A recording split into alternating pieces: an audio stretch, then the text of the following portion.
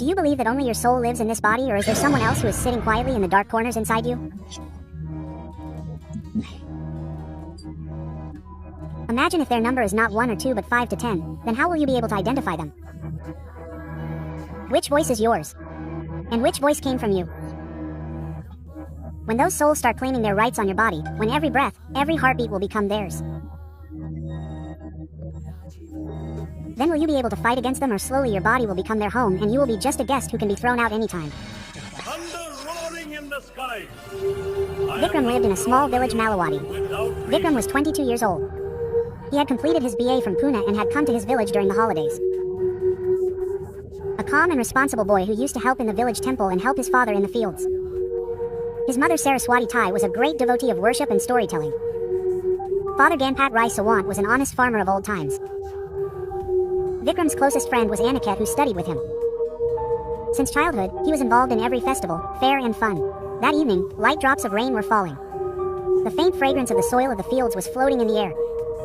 Vikram and Aniket both finished their farm work and were sitting under the banyan tree. Aniket lit a beedi and gave it to Vikram. "Come on, brother, it's college holiday, so let your mind get some air." Both were sitting and talking. Discussion of Pune's studies, village people, Vikram's engagement with Sudha.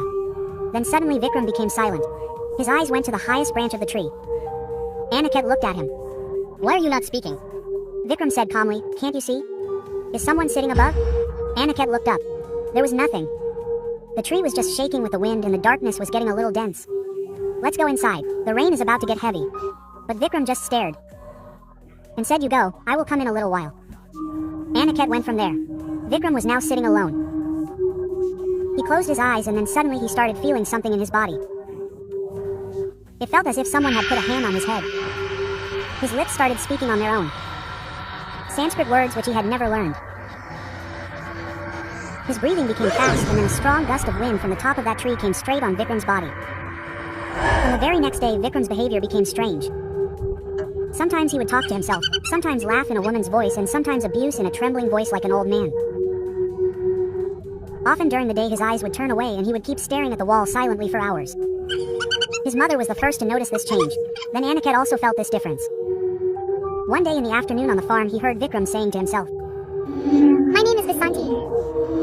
I want justice. I want that. I'm Bhutiya. I have been birthed. This is my body, not yours. Why have you come in it?" Slowly this news spread in the whole village. The villagers understood that something must have happened to Vikram. When the villagers came to see him, there was an old man among them.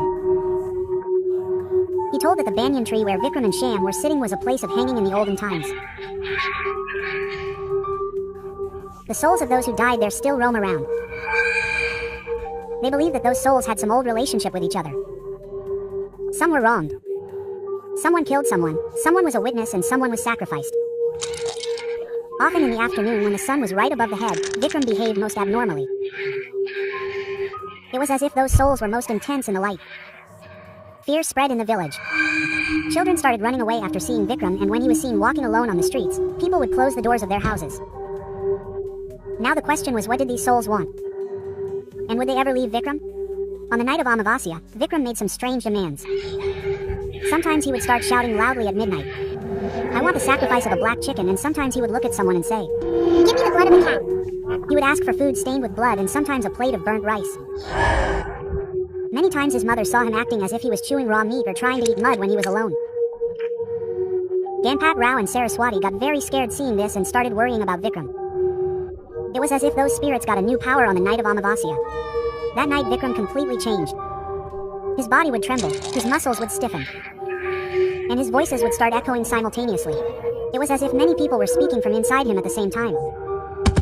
Sometimes he would slam himself on the ground, sometimes he would hit his head on the walls and scream, as if there was a war going on inside him. No doctor could understand how he got so many injuries, and how to treat him.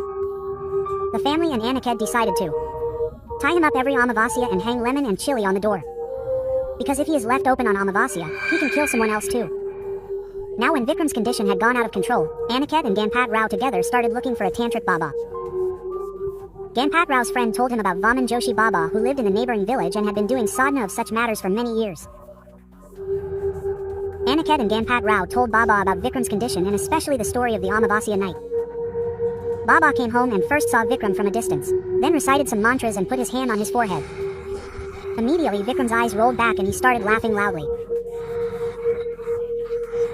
Sometimes in a woman's voice, sometimes in a child's scream, and sometimes in an old man's voice, Baba understood that his body has been captured by someone, perhaps more than one soul, and every soul has a different story. We will have to wait for the right time to free him. You people should take special care of him for a few days. Do not leave him alone.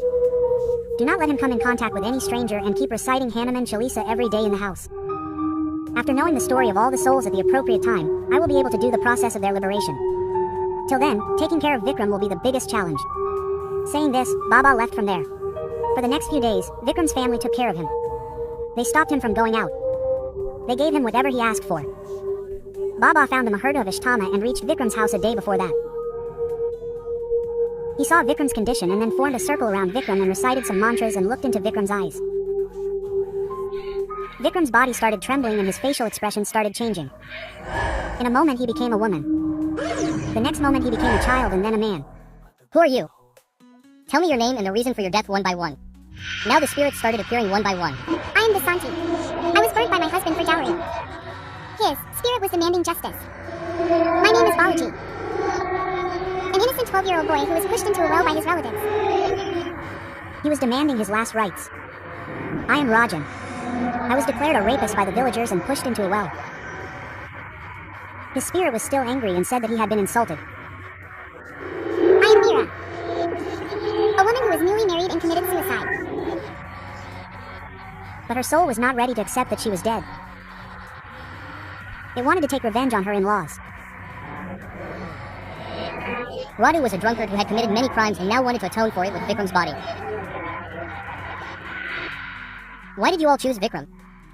And what do you want from him? There is peace in his body. His mind is clean. We want peace. That is why we have come in his body. Every soul put forward its different demands. I want the sacrifice of a black rooster. I want to till it with the blood of a cat. I want to bathe with Ganga water. Draw a circle with ashes for me. Light a diya for me under the peepal tree. Baba told Ganpat Rao and Saraswati to prepare for the puja. And bring all the materials mentioned in this letter. Now this was the beginning of a long and difficult process. The night of Ashtama had arrived. There was dense darkness in the village and a light breeze was blowing all around. Vikram's family reached the ghat with the puja materials as per Baba's instructions. Black rooster, Ganga water, lemon, ash, old copper vessels and peepal leaves. Baba Vaman Joshi prepared 2 places of worship there. On one side, the worship of God was kept, where Vikram's parents and close people like Aniket sat after lighting a lamp, so that they could participate in the mantras and haven, but could not see Vikram's pain. On the other side, Baba lit a haven kund and drew a big circle of yellow soil, ash and blood. Vikram was seated in the middle. The 4 pandits surrounded him from all 4 directions, and started chanting Tantra mantra loudly. As the mantras intensified, Vikram's body started trembling. He screamed loudly. His eyes rolled back. The expressions on his face started changing. The sound of dogs crying started coming from behind. Then the souls started coming out one after the other. But every soul wanted to be freed first. In this greed, the souls clashed with each other in Vikram's body. His body started tremors. He started scratching himself. Sometimes his hair stood up. Sometimes he would roll on the ground. And finally blood started oozing out of Vikram's eyes. Baba shouted, "Don't stop the mantra. Let all the souls be freed." Then suddenly a spark of light arose and Vikram became unconscious. One by one the souls started leaving his body. Like a caged bird flying out of a cage. The body became calm now. The light started to dim. And as soon as the last soul left, there was peace. The air of the ghat became still. The dogs nearby who were barking suddenly became silent. Vikram's body was now free. After this Vikram slept for 2 days. Completely unconscious. As if his soul was also tired.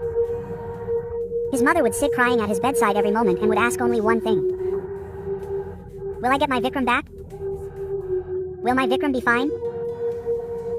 Will my Vikram be fine? On the 3rd day morning Vikram's eyes opened slowly. His face was pale. Dark circles had formed under his eyes. He asked softly, "Where am I?" Baba looked at him and smiled. "You are safe at your home and now there's only you and no one else." Vikram did not remember anything about how these 2 months passed. All he remembered was that he had seen something under the banyan tree. His parents and Aniket felt that Vikram was no longer the same as before. He did not talk much now. He would sit alone and sometimes look at the sky as if he was looking for someone. Sudha, who he was engaged to, never came to meet him again. Vikram's friend Aniket tried to encourage him many times. But every time Vikram would just smile lightly, and when someone asked him, "Is everything okay, Vikram?" he would just take a deep breath and say, "There is only one body, but whose body it is still not decided."